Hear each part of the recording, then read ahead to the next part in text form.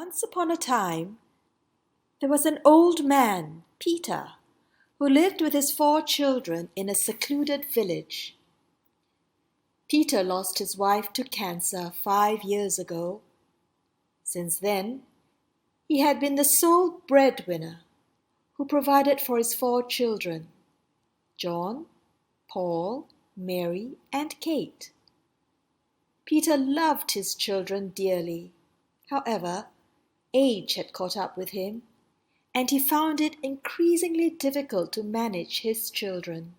John and Paul always fought with each other, while Mary and Kate were not interested in taking care of the family. Peter did all the household chores even after a long day at work. Feeling that the family was breaking apart, the old man mulled over an idea to change his children's attitude. On the eve of Christmas, Peter woke up feeling nauseated. He could not prepare gifts for his children. A depressing atmosphere loomed as none of his children showed concern for his sickness. 2 days later, it finally dawned upon them that their father was critically ill. They were crestfallen. What would they do without their father? With a heavy heart, the children cried, "Oh, dear father, please tell us what we can do to help you." The father coughed incessantly and looked at them with melancholic eyes. "I am very sick. Only one thing can cheer me up. I would like to have one meal with my family." Listening anxiously, the children nodded their heads. They were bent on fulfilling their father's final wish. They knew he loved turkey very much. However, how was it possible to find one in December, when the snow was falling so fast and thick? Despite the growing snowstorm, John and Paul braved the freezing temperature and ventured into the nearby forest to try their luck at catching a turkey. Meanwhile, Mary and Kate went to fetch firewood and heated up the pot. They also washed all the dishes accumulated over the past few days, laid the table for dinner, and cleaned the house. Shortly after, their brothers returned triumphantly. "Mary, Kate, you won't believe such a huge turkey existed!" John exclaimed, showing off their catch. Now that the siblings had gotten the ingredients and tidied up the kitchen, the final challenge was to turn this turkey into a delectable dish. They worked hard to prepare the dish. It was the hardest task they ever attempted. The siblings started to realize how much their father had to go through to put food on the table whilst holding a full-time job. They felt a mixture of guilt and gratitude for their father.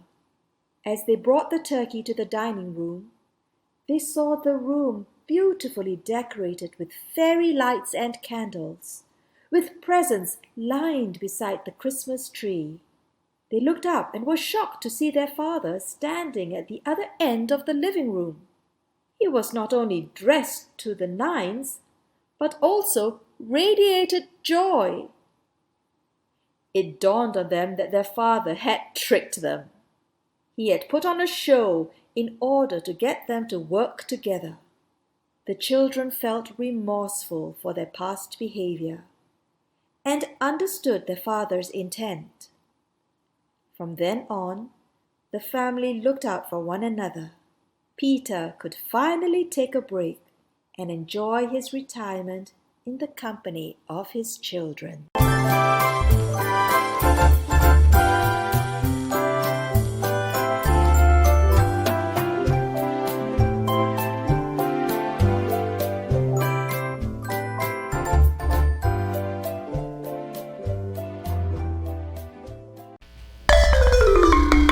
Elephant family.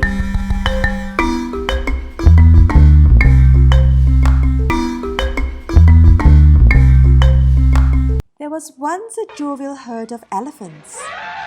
They often teased one another, pulling each other's trunks and big floppy ears. Their favorite activity was to romp and frolic in the plains. But summer had arrived and the ponds were drying up. The herd decided to migrate to find new water sources. Midway, Mama Elephant realized that her baby elephant had vanished from their midst. "Max! Max! Where are you?" Mama Elephant trumpeted in alarm. What would he do without his mother? Distracted by some pretty butterflies fluttering in front of him, Max the baby elephant had wandered off. By the time he finished chasing the butterflies, he had long left the protection of his herd and was all alone. Alarmed and afraid, Max hid behind a bush. He flopped his oversized ears left and right in trepidation, listening for his mother. Unbeknownst to him, the slim barrel of a shotgun was pointed at him. He was in danger. The hunter's heart beat in excitement as he prepared to shoot. Max was a rare and valuable white elephant that could be sold for a huge profit. "All right, here comes my bucket of gold," the hunter thought. As he was about to pull the trigger, he was interrupted by loud bellows. The herd had caught a whiff of the gunpowder and was charging angrily towards the hunter. "After him!" the leader of the herd yelled as they stormed madly. The hunter screamed in fear and started scrambling for his life. "Mama!" Max called frantically from the bush. Mama Elephant raced towards Max. He snuggled against her, and the herd decided to let the hunter go. The herd continued their journey again, breaking out in song as they trotted playfully in pastures along their journey. Little did they know that the hunter had not given up and was still gunning after them. Soon after, night fell, and it was time to rest. The elephants curled around each other to sleep.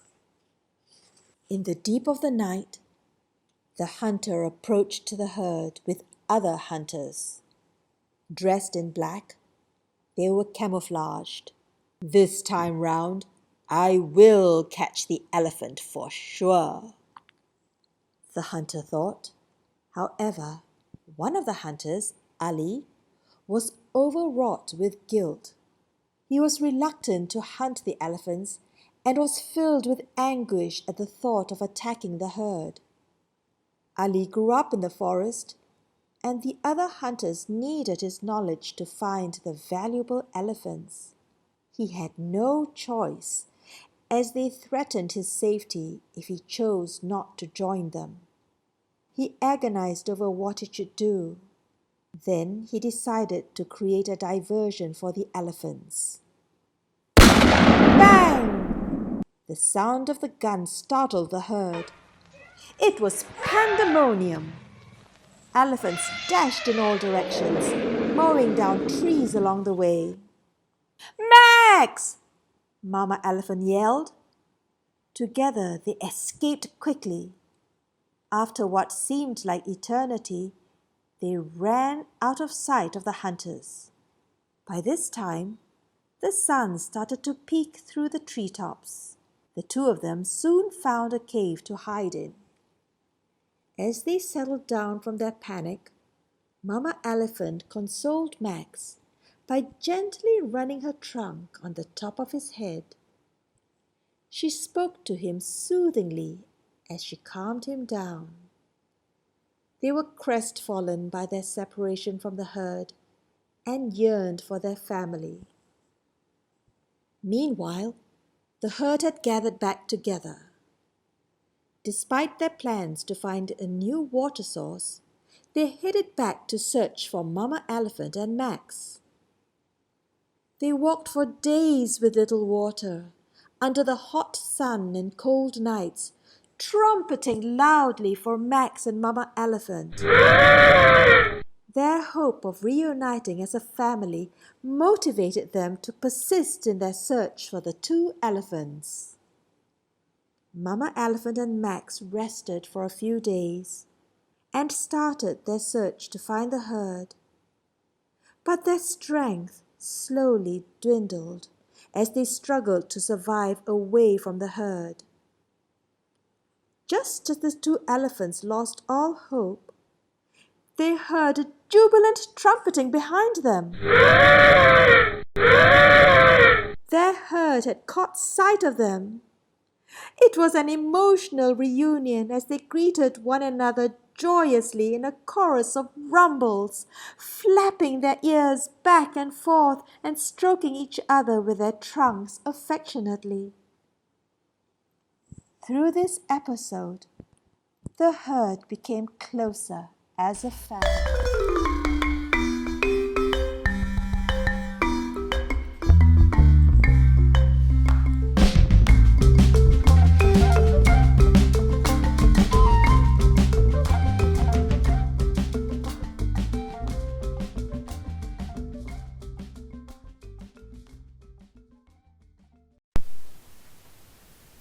The Way Home, inspired by Jaden He Ho Ran and Ryan Kwek Jin Han. Billy Jackson's hat, a polka-dotted hat, was lost. "Where am I?" He looked around, bewildered that he could not recall anything about his surroundings. It was not long before Billy Jackson realized that he was on a deserted island. He took in the scenic views of the trees swaying and inhaled the fragrant scent of frangipanis that was infused with the salty ocean air. Billy Jackson had walked on, hoping to find a fellow hat that could help him figure out where he was. After walking for an hour, he spotted a Santa bear eating grass all by himself.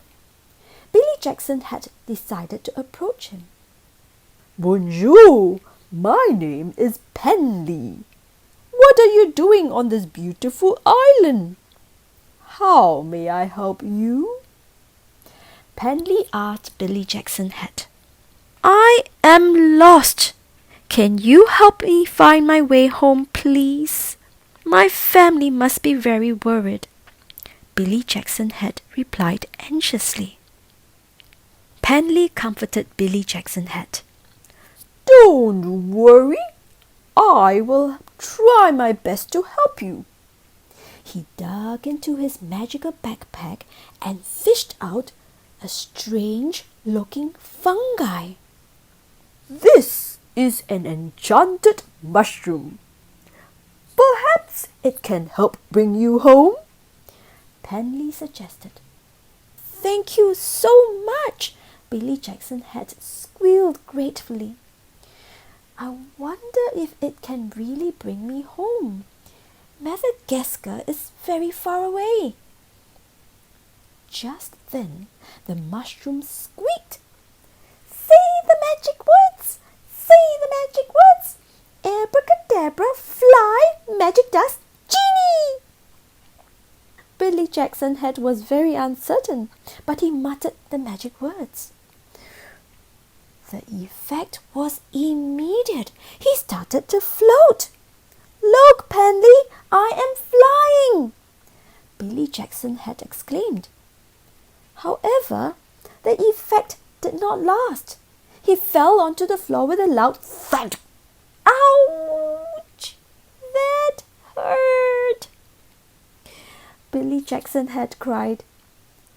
"Perhaps you could say the magic words louder," Penley encouraged. Very determined, Billy Jackson had repeated his words with gusto. "Abracadabra, fly, Magic Dust Genie! And this time he flew right up into the clouds. This is fantastic! But which direction should I fly to? He wondered. Just then he heard a worried voice from afar. Billy Jackson Head, come home this instant! Where have you been? The voice wailed.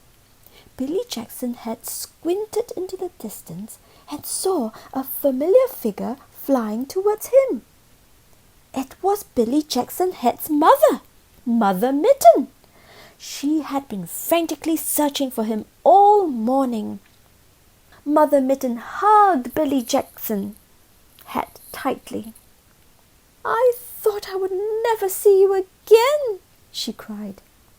After the happy reunion, the pair decided to head back home.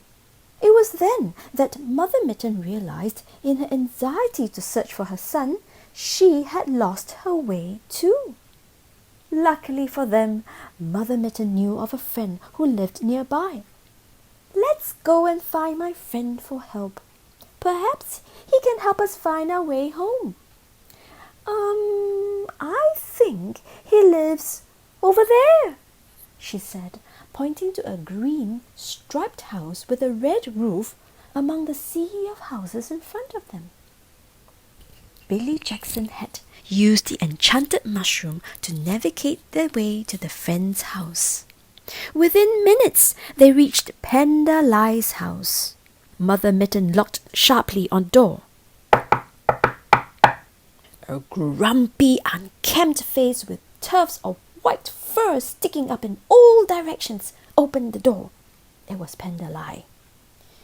His face lit up upon seeing Mother Mitten. Oh, Mother Mitten, please come in, he said happily. Panda Lie invited them into his house and offered them some tea. Thank you for your hospitality. We have come today to ask for help. You see, my son and I are lost, and we do not know how to return home, Mother Mitten explained, wringing her hands. Oh, not to worry. I will help you, Panda Lie said. Panda Lie started to huff and puff until his whole face turned purple from the exertion.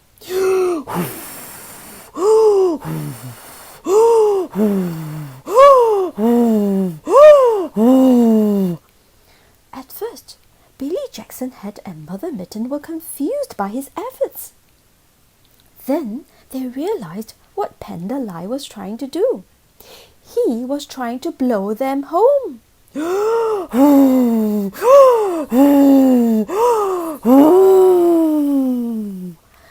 Billy Jackson Head and Mother Mitten started to feel an invisible force lifting their chairs up. They grasped tightly onto the arms of their chairs, which started to float out of the door. I have instructed the chairs to bring both of you home. They will follow the dotted lines that I have created, shouted Panda Lie as he bid farewell to them. Dotted lines? What is he talking about? Billy Jackson Head wondered. In front of him were rainbow-coloured dotted lines leading them southwest towards home.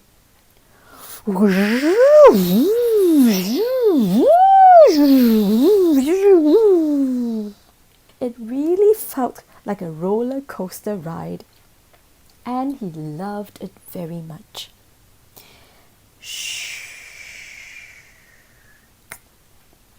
The two chairs came to a stop in front of their house.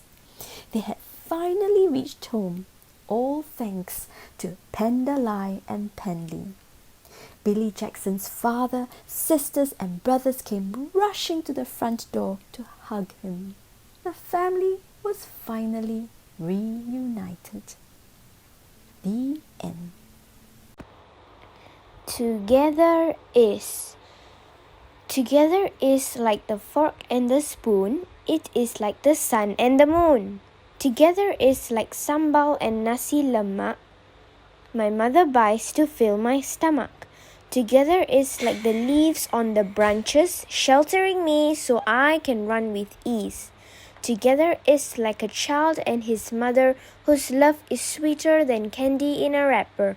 How things connect when they are together, showing how much we really need each other.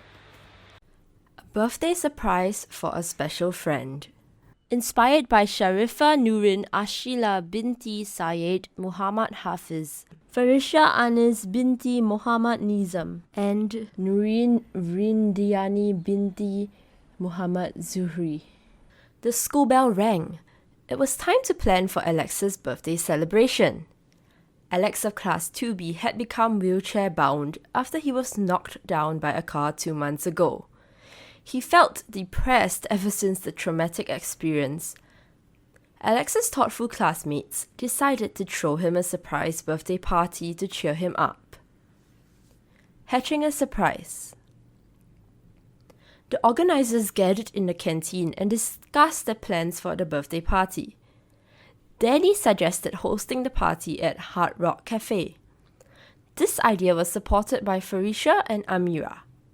They were determined to plan the surprise down to the smallest detail. Zahira and Aqida were to prepare the balloons. Nureen, Amira and Danny were to fill up the goodie bags with Alex's favourite treats. Darni, Dafiq, Isiela and Farisha were tasked to buy Alex's favourite cake, complete with dry ice for a dramatic effect. Alex's parents were also informed about the surprise. They were very supportive and shared with the class what Alex's favourite cartoons and snacks were. Everyone looked forward excitedly to the party. Treated like a prince. After what seemed like forever, the day for the birthday party finally arrived. Alex and his parents had just returned from their holiday in Australia. Ashley waited anxiously for Alex and his parents at the airport's arrival hall with a beautifully decorated board that read, "Welcome back, Alex." Alex was pleasantly surprised to see her. To his amazement, Ashley escorted them to a black limousine. Alex was extremely puzzled but excited to discover what lay ahead. The driver, Ashley's uncle, generously provided the complimentary ride after hearing about Alex's misfortune. The ride was quite an experience. There was a television, which screened Alex's favourite cartoons, extremely comfortable leather seats, complete with all kinds of snacks and drinks to go along. Soon, they reached the party's venue. Happy together.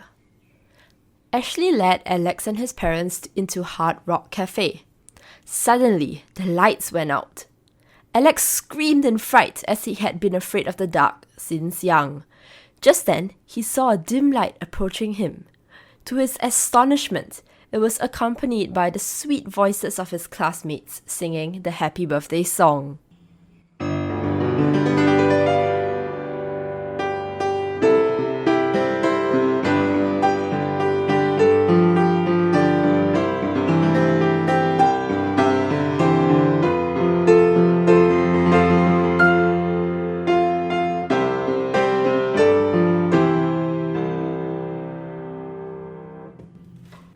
Alex smiled widely and tears of joy streamed down his cheeks.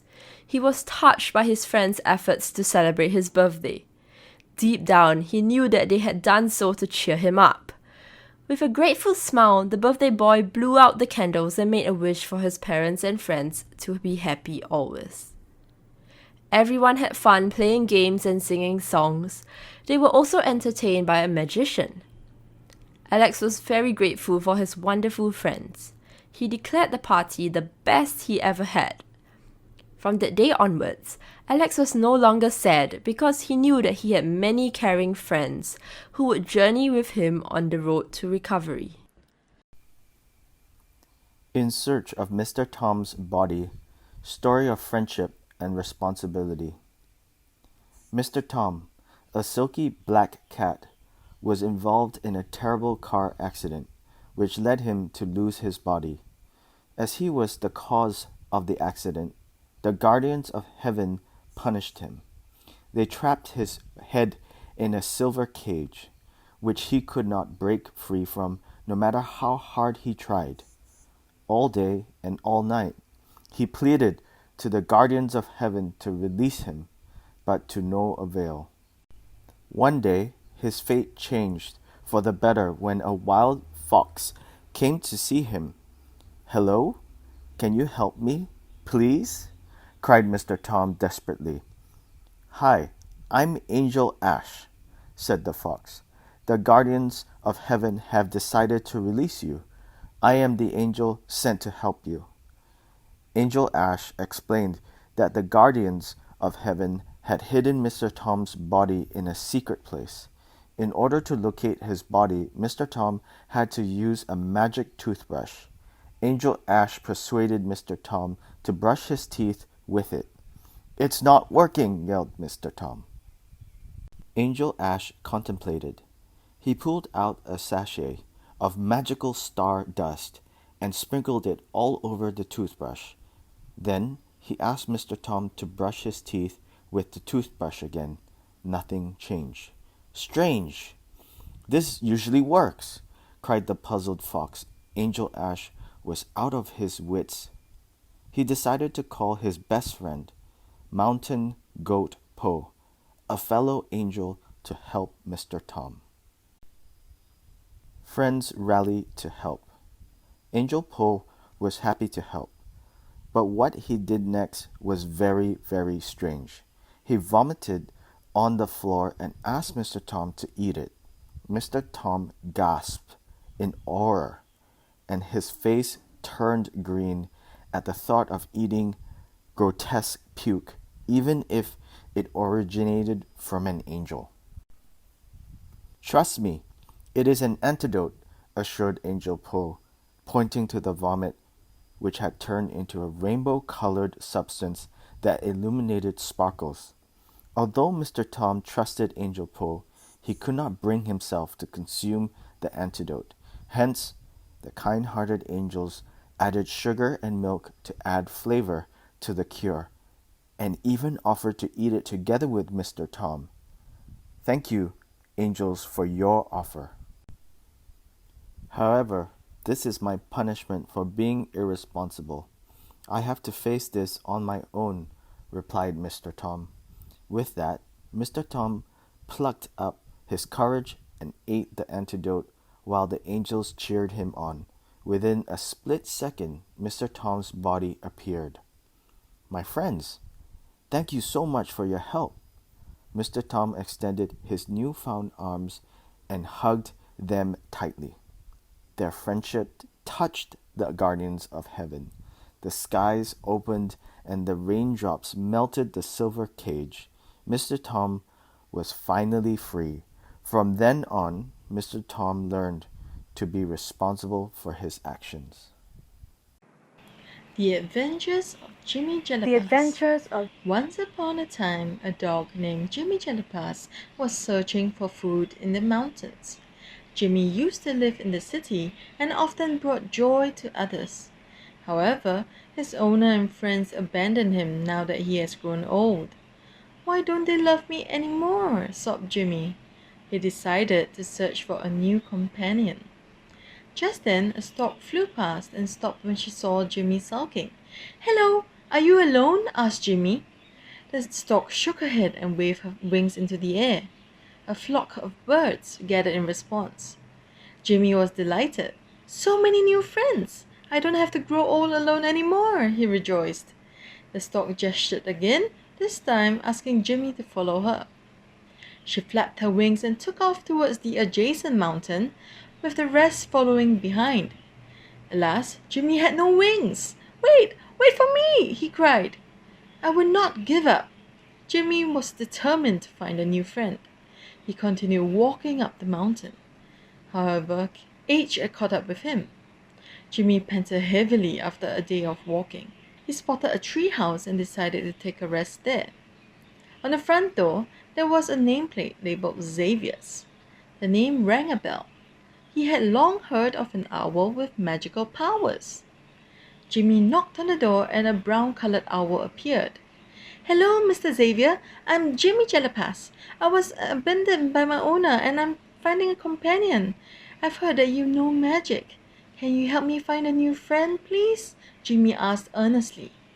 Xavier raised an eyebrow at him. "Why should I? What will you give me in return?" he asked. Jimmy pursed his lip and considered for a long time. He suggested, "I heard that you feel lonely. I can help you with that."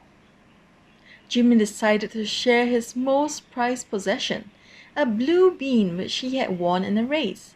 It possessed the ability to grow and bear all sorts of peculiar yet tasty fruits in the whole wide world. He extracted the shimmering blue bean from his collar and planted it just outside the tree house. Almost immediately, a huge tree sprouted and exotic fruits grew. The tree released a fragrant scent which attracted creatures from all over the world. Santa from the North Pole came riding on his reindeer, as well as Aslan, the king of Narnia, amongst others. Together, they sat under the tree to enjoy the succulent fruits. So many visitors!" Xavier beamed with joy. "You know what? I don't even have to use my magic to grant your wish. Why don't you move into my treehouse and be my friend?" Xavier suggested. Jimmy was overjoyed. He got more than what he had asked for, a friend and a home forever. From then on, Jimmy and Xavier extended their friendship to the other amazing creatures around the world by hosting a fruit party every month. They continued to live happily ever after. The Bedok North Ninjas, inspired by Yusuf bin Abdul Razak, Muhammad Naufal bin Abdullah, and Muhammad Dini Martin bin Nahar. Ring, ring, the telephone rang. Naufal dashed to the living room to answer the call. "Naufal, it's me, Ishwa. Come to my house immediately. I have something very interesting to show you. I called Jingyang, Ahmad, and Nelson too," exclaimed Ishwa. Naufal, Ishwa, Jingyang, Ahmad, and Nelson had been childhood friends for 6 years, and they all lived in Bedok North.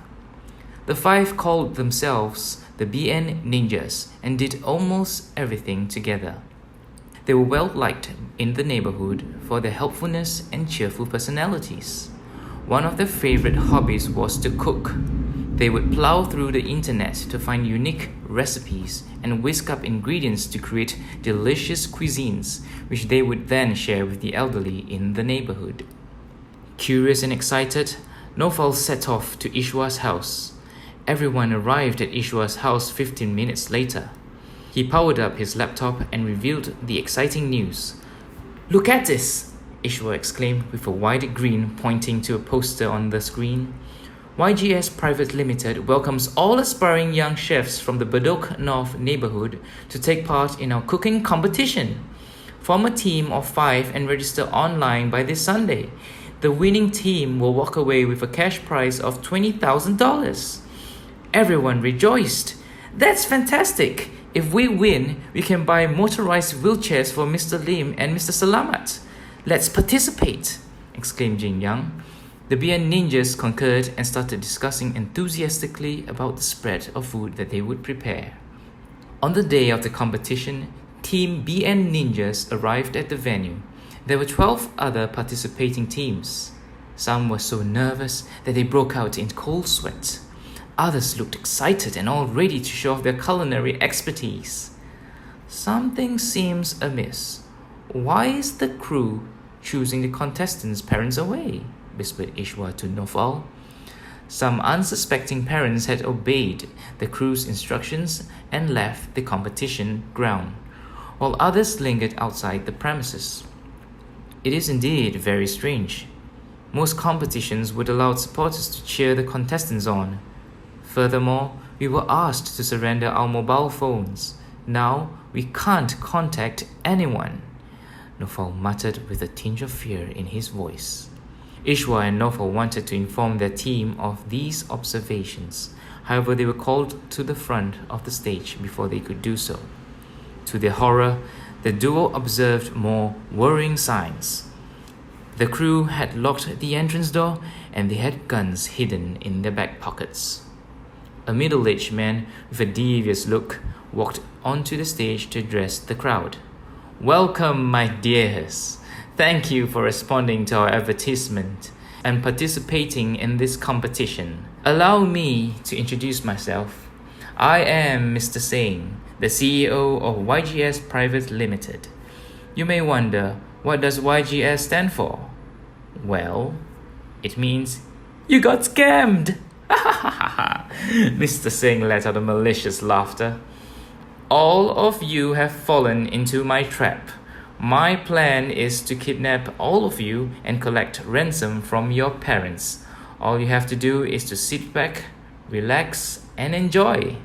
We will release you if and only if your parents pay us," he sniggered. The contestants gasped in fear. Some started crying for their parents. One contestant panicked and dropped the bottles of spices he was holding. Quick-witted Ahmed immediately collected all the bottles and secretly distributed them to his friends. He then gestured to his friends to toss the spices at Mr. Singh and his crew. The BN ninjas nodded in agreement. Armed with 2 bottles of spices each, they slowly moved towards their targets. In a swift move, the BN ninjas attacked the kidnappers, blinded them momentarily, and disarmed them. Upon seeing the retaliation, the other teams helped by kicking the kidnappers and hitting them with their bags. Everyone worked together to round up the villains. Just then, the contestants heard the police sirens. Within minutes, policemen broke into the event hall and captured all the kidnappers. Anxious parents rushed into the premises in search of their children. Fortunately, all the contestants were unharmed. While everyone was grateful to the BN ninjas, they were puzzled as to how the police found out about the conspiracy. Ishwa sensed that the cash prize was too good to be true, so he informed me to call the police if I didn't hear from him by the time the competition started, explained Ishwa's mother. Everyone cheered for the BN ninjas who had saved the day with their unity and bravery. Detective and the Guardians of the Enchanted Gold, inspired by Yuki Ng, Chloe Tan, Fong Mei Shan, Isabel Berners Zaini, Huang Wei Jiahe, and Usaid Ilham bin Muhammad Zayed. Like many teenage boys, Usaid dreamed of becoming a detective. One day he decided to visit his friend Jiahe. Upon reaching Jiahe's house, he knocked on the door but no one answered. Strange. Jiahe told me he would be at home, thought Usaid. Sensing that something was amiss, Usaid decided to search for his friend. He took reference from his favorite detective book, Sherlock Holmes, to solve the mystery. Step 1. Search the surrounding for traces of evidence, he recalled. A set of muddy footprints caught his eye. He followed the trail and was led to an infamous haunted mansion. A large signboard loomed at the front porch, warning curious passers-by not to enter the accursed house. Usaid hesitated, but his curiosity and concern for his friend got the better of him. Heart thumping loudly, Usaid trudged forward. The front door creaked open with a slight push. He was surprised at how clean and exquisite the interior was, albeit dark and eerie. A magical realm. A golden robot toy on the living room floor caught Usaid's eyes. He wanted to examine it, but decided to prioritize the search for Jiahe. He continued to sleuth around the house and spotted a twinkle amidst the darkness. It was a golden key. Before Usaid could figure out the use of the key, out of the blue, the toy whirled to life and sped towards Usaid. It snatched the key from him and used it to unlock a tiny golden door next to the grand piano. Usaid was shocked and frightened. How can a robot toy move? He thought. However, bearing in mind the detectives are to be brave, he followed it. To his surprise, the robot toy turned around and shoved Usaid through the tiny door. Usaid could hardly believe his eyes. In front of him, hooded figures circled a large pile of gold. A sinister green fog shrouded them. They were chanted words that he could not comprehend. This sight sent a wave of chills down his spine. Usaid's first thought was to run back to the tiny door. Ironically, the haunted house seemed like a much safer place. However, Usaid could not find the door. Trapped, he had little choice but to walk forward. Suddenly, a warm hand clamped onto his shoulder. Usaid yelped in shock but turned around only to find Jia together with his classmates Yuki, Chloe, Meishan and Isabel, grinning at him. They explained that they were the guardians of the wish-granting gold. That morning, they received news from the tiny robot toy, who was the keeper of the magical gold, that a group of hooded bandits had broken into the magical dimension to steal it. They had been secretly devising a plan to outwit the bandits. Teamwork saves the day. The bandits are chanting a spell to break the protective shield around the gold. We are outnumbered, whispered Chloe. Don't worry. With my detective skills and your fighting experience, we can work together to defeat them in no time, Usaid assured his classmates. Yet, they could not come to a consensus and started arguing about who had the best idea to tackle the evil bandits. Amidst their bickering, one of the bandits discovered them and began to cast spells to spawn skeletons to attack them. Run! We need to hide! Everyone scattered in panic. Usaid decided to rally his classmates to work together. Hey guys, don't panic. We need to work together. Just think of this as our usual play sessions and attack them. He signaled them to synchronize their movements and attack as a team. Yuki and Chloe distracted the bandits with laser beams while Meishan and Isabel took down the skeletons. Usaid and Jia sneaked behind the bandits and ambushed them with magical gold flakes. That did the trick. The bandits ran away. The six hugged each other and cheered for joy. It was then that they understood the importance of teamwork. I can't believe we managed to defeat the evil all by ourselves, shouted Jia. Usaid grinned and exclaimed, See, I knew we could do it. As they exited the magical dimension, they could not help but take a backward glance at the haunted house. It was an unforgettable and enthralling experience. Acts of bravery can make a difference. Inspired by Liana Adila Mas Ayu binti Shawaluddin and Sri Ainin Sophia binti Muhammad Osman. When was the last time you heard of a Singaporean's heroic act, or the last time you had the courage to do something amidst impending danger? In school, we have always been taught to be vigilant and watch out for danger. Yet, many of us take our safety for granted. Here is a story of how an act of bravery can save lives and make a difference.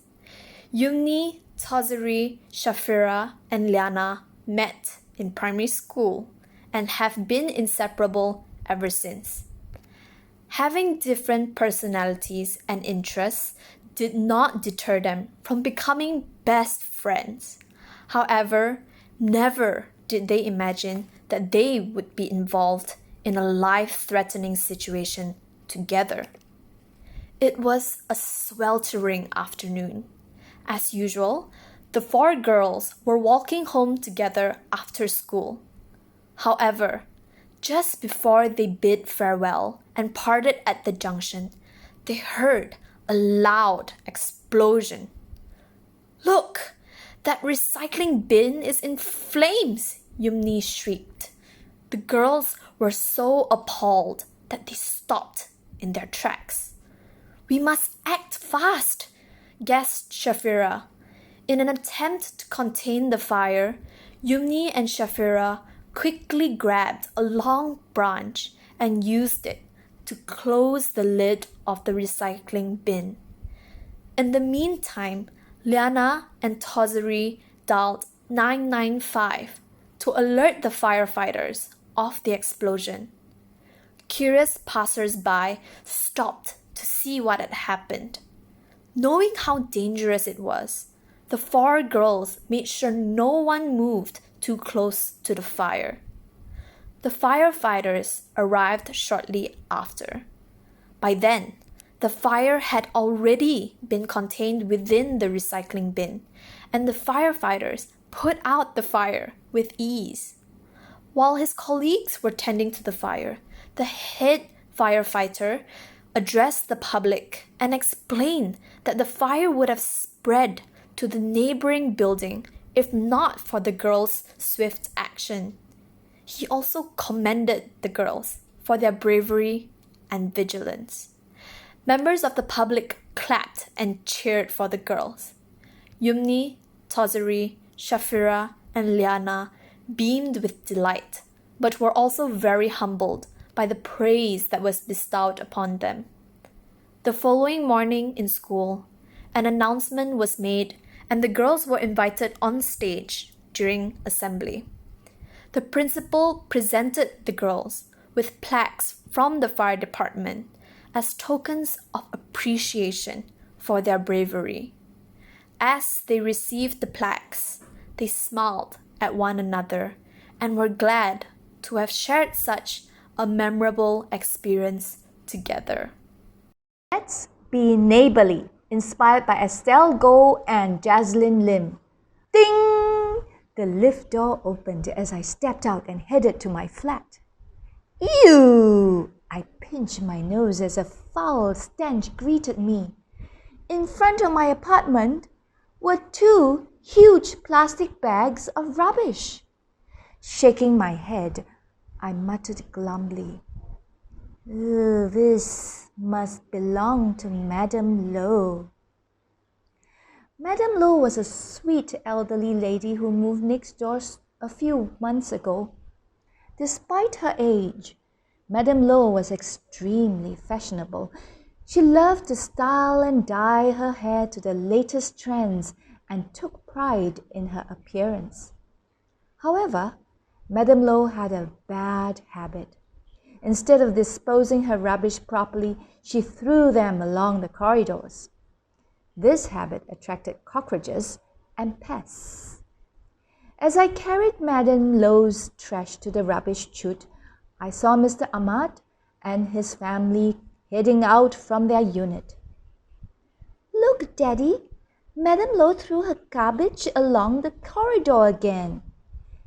Elira, the youngest daughter, exclaimed as she pointed towards my direction. "We need to do something about this," Mrs. Ahmad exclaimed, frowning.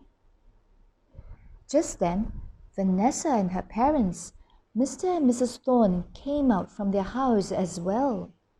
They complained about the same situation. "We should tell Madame Low to throw her garbage into the rubbish chute," Vanessa said. Yes, but we need to be polite and everyone must help to persuade her, I replied. The neighbors assembled at the lift lobby to discuss what to do. Mr. Thorne came up with a suggestion. We can invite Madame Low for tea and raise the matter light-heartedly so we wouldn't hurt her feelings. Everyone agreed and started preparing a scrumptious spread of tarts and cakes for tea. Good afternoon, Madame Low. Would you like to join us for tea? Vanessa greeted as she knocked on the door.